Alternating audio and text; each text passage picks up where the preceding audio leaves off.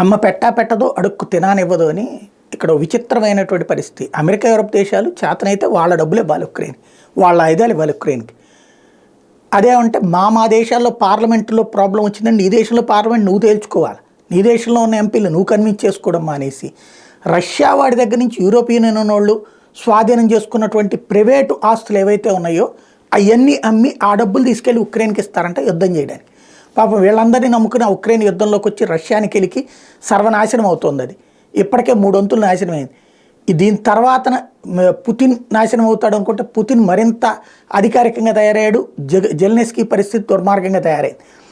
మళ్ళీ ఉక్రెయిన్ అసలు ఇక సమీపం కాదు, 100 ఏళ్ల తర్వాత నేను కోలుకుంటున్నా అన్నటువంటి భయాందోళనల పరిస్థితి.